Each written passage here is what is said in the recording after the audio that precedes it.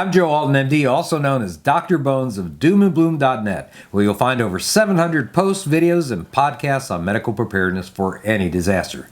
Together with my wife, Amy Alton, a nurse practitioner, we're the New York Times and Amazon best-selling authors of the Survival Medicine Handbook and other books, plus the designers of the awesome board game Doom and Bloom Survival, if we don't say so ourselves, recently named by the Prepared Family blog as the Teaching Preparedness Resource of the Week. I am dying. This was the tweet posted by Oleza Zhukovskaya, a 21-year-old woman who volunteered to function as a medic during the Ukrainian uprising in 2013.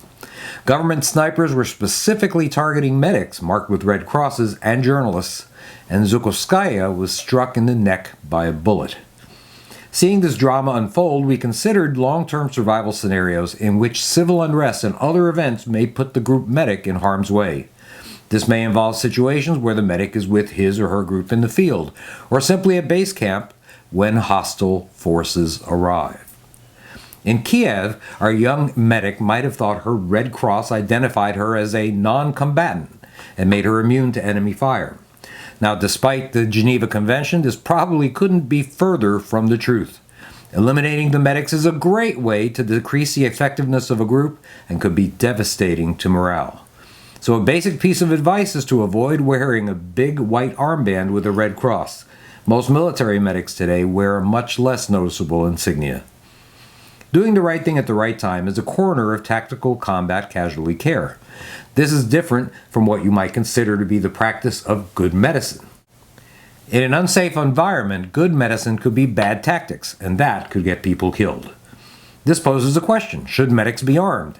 An important goal in this case is to abolish all threats, and this means helping to provide suppressive fire if needed. The best medical care when under fire is eliminating the enemy, or at least keeping their heads down and their weapons silent. This tactic is hard to swallow for a medic. They want to attend the wounded members first. Without dealing with the threat, however, they're likely to become the next casualty as they run into the line of fire, and that does no one any good. History shows that this was a common way for the medic to meet his demise, sometimes on the way to evaluate casualties that were already beyond help. A second issue for the medic is that many of the tools used to evaluate a victim will be useless in a firefight. Forget trying to listen to a casualty with a stethoscope if there's heavy gunfire. As well, it's foolhardy to use a headlamp at night to treat the wounded. It might as well be a target bullseye.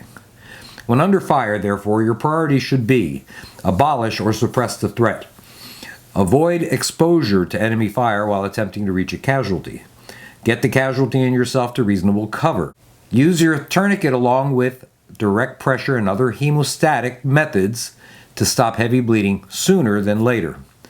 Figure out a way to transport your casualty and yourself away from hostile forces.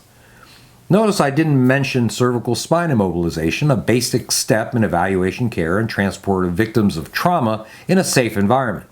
This is good medicine, but control of hemorrhage will be the most likely way you'll save a life in this scenario. You might not have the time to do much else. Something that was clear to me in these settings was the importance of cross-training. Everyone in your group should have and know how to apply a tourniquet correctly to themselves and others, as well as other basic bleeding control strategies. If the medic is the wounded party, the ability to give concise instructions to others could save a life. Yours! If you're the medically responsible member of your group, think about what you would tell other group members to do if you were bleeding, broke a bone, were sick. The more people that know how to deal with medical issues in your group, the higher your chances to succeed, even if everything else fails. By the way, our Ukrainian medic was transported to the hospital and survived. This is Joe Alton, MD, that old, and I'm telling you old, Dr. Bones, wishing you the best of health in good times or bad. Thanks for watching. Hey, if you need a solid medical kit for the range or for that hunting trip, check out Nurse Amy's gunshot kit on her store at store.doomandbloom.net. Thanks again.